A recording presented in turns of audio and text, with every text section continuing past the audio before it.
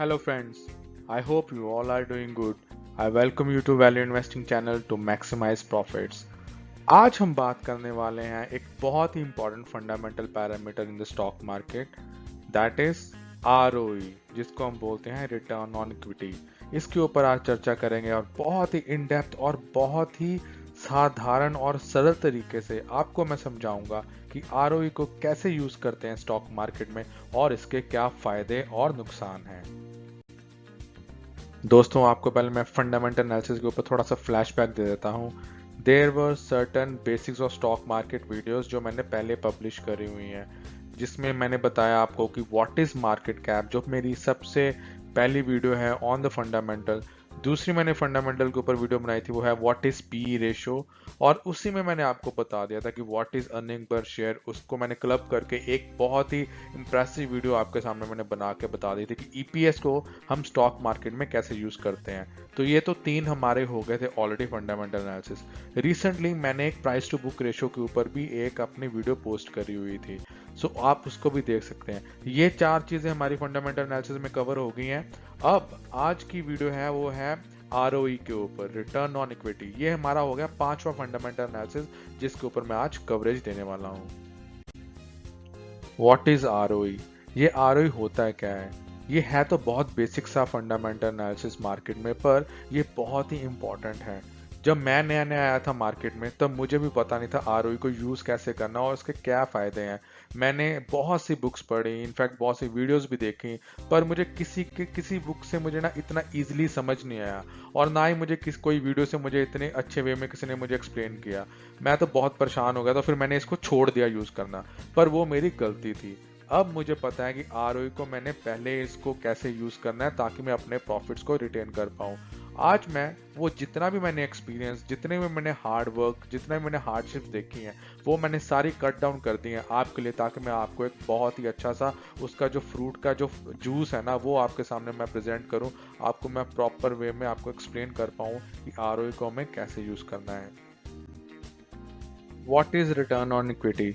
बहुत सारे एग्जांपल्स आपको मिल जाएंगे गूगल पे इधर उधर, पर आपको वो ना कॉम्प्लेक्स दिखेंगी, पर मैंने आपको एक बहुत ही सिंपल वे में मैंने बताने वाला हूँ यहाँ पे। ROE सिंपल है, ये बताता है कि कंपनी कितनी एफिशिएंट है अपने प्रॉफिट को जनरेट करने के लिए। बस सिंपल सी लैंग्वेज है। कोई कंपनी अपने एसेट्स को कैसे यूज करती है अपने प्रॉफिट को जनरेट करने के लिए, उसे बोलते हैं हम रिटर्न ऑन इक्विटी। इसका एक फॉर्मूला है, वो भी आपको मैं बताता हूँ। हिंदी में भी इसकी मैंने डेफिनेशन दी है। एक कंपनी अपनी प्रॉफिट को पैदा करने में कितनी सक्षम है और कितनी वो कैपेबल है, उसे हम बोलते हैं रिटर्न ऑन इक्विटी। इसका फॉर्मूला देखिए क्या है, प्रॉफिट या फिर net income divided by average share holder equity. ये मैं आपको समझाऊंगा, ठीक है। अब इसका सिग्निफिकेंस जानते हैं। सिग्निफिकेंस ये है कि अगर हमें ROE के बारे में नॉलेज है तो हम जान पाएंगे कि वो कंपनी कितनी इफेक्टिव है, कितनी इफेक्टिवली वो अपने एसेट्स को यूज करती है ताकि वो प्रॉफिट जनरेट कर पाए। अगर वो प्रॉफिट जनरेट कर पाएगी तभी तो वो आपको डिविडेंड्स या तभी तो आपको वो रिटर्न्स दे पाएंगी। तो हमें इसलिए इस फंडामेंटल को बहुत ही सीरियसली और बहुत ही ध्यानपूर्वक इसको यूज करना है स्टॉक मार्केट में, ताकि आप अपने प्रॉफिट्स को अच्छी तरह मैक्सिमाइज कर पाएं। अब मैं आपको समझाऊंगा ROE बहुत ही सिंपल एग्जांपल्स में। यहाँ पे दो कंपनीज मैंने ले रखी हैं, कंपनी ए और कंपनी बी। अब ये दो कंपनीज का हम कंपेयर करेंगे। कंपनी ए की नेट इनकम मान के चलते हैं कि 100 रुपीज है, ठीक है। Just to make calculation very easy for you to understand, हम बहुत ही सिंपल से फिगर लेते हैं। पहली ए कंपनी की नेट इनकम है 100 रुपए, दूसरी की भी 100 रुपए, चलो मान लेते हैं कि दोनों की नेट इनकम जो साल की है वो 100 रुपीज है, दैट्स ओके। इक्विटी कितनी है? जो इक्विटी वो होती है जब कंपनी अपने पास, उनके पास पैसा आता है जब वो अपने शेयर्स बेचते हैं अपने शेयर होल्डर्स को, तो वहां से जो अपनी वो इनकम जनरेट करते हैं उसको हम बोल देते हैं इक्विटी। तो 500 रुपए उसके पास आ गई इक्विटी। दूसरी कंपनी के पास कितनी इक्विटी आई है? 200 रुपए। तो अब इसका ROE कितना हो गया? 100 डिवाइड बाई 500 इंटू 100, तो कितना होगा? 20% निकल के आ गया ROE। दूसरी का कितना आएगा?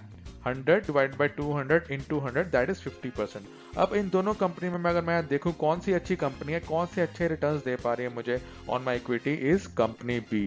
तो आपको ये समझ आ गया कितना इजी वे था समझाने के लिए। चलिए हम आगे बढ़ते हैं। अब फिर से मैं दो कंपनीज का कंपेयर करने वाला हूं, कंपनी ए और कंपनी बी। लास्ट टाइम मैंने इनकम उनकी कांस्टेंट रखी थी, अब मैं उसकी इक्विटी कांस्टेंट रखूंगा। इस कंपनी ए की लेट्स सपोज इनकम सिर्फ 50 रुपए है और दूसरी कंपनी की इनकम है 10 रुपए, उससे भी कम, ठीक है।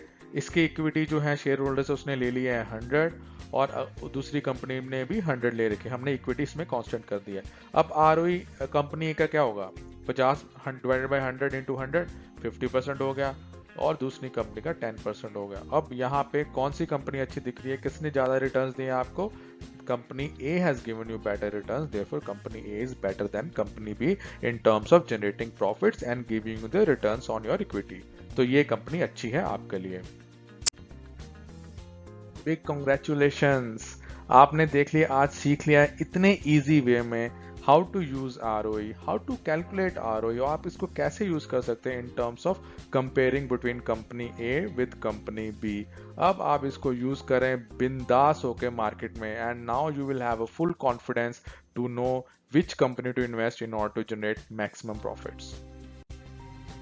Every coin has an opposite side, same way ROE की भी सर्टेन लिमिटेशंस हैं। आरओई का फॉर्मूला आपके सामने है ही, return on equity is nothing but profit divided by average share holder equity. अब हम जानते हैं इसकी लिमिटेशंस क्या हैं, इसको हमें बहुत ध्यान से यूज करना है। अगर कोई कंपनी इनकंसिस्टेंट प्रॉफिट्स बना रही है, दैट इज अगर कोई कंपनी एक्स अगर लगातार कई सालों से लॉस में है, तो losses are nothing but the negative value which will reduce the share holder equity. अब आपको पता ही है share holder equity is nothing but the inversely proportional to return on equity.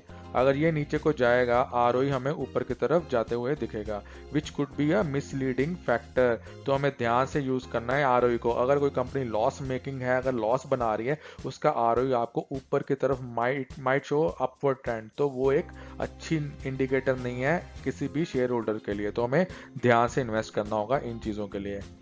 दूसरी प्रॉब्लम आती है जब कोई कंपनी एक्सेसिव डेट ले लेता है।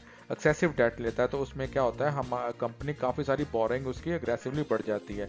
ये शेयर होल्डिंग इक्विटीज फॉर्मूला क्या है, एसेट माइनस लायबिलिटी। जब किसी कंपनी की लायबिलिटी ज्यादा बढ़ जाती है तो उसका शेयर होल्डर इक्विटी लेवल कम होना शुरू हो जाएगा, तो ये नीचे की तरफ जाएगा शेयर होल्डर इक्विटी लेवल, और सेम वे आरओई ऊपर की तरफ दिखेगा। तो जब कोई कंपनी ज्यादा डेट ले लेती है, अगर कोई ज्यादा बोरिंग करती है, उसकी लायबिलिटीज ग्रो करने शुरू हो जाती हैं, और एसेट माइनस लायबिलिटी से जब हम देखेंगे तो ये वैल्यू कम होना शुरू हो जाती है। तो अगर डिनोमिनेटर कम हो गया तो हमेशा अपना आप देखोगे आरओई उसकी हमेशा ज्यादा की तरफ ही दिखेगी।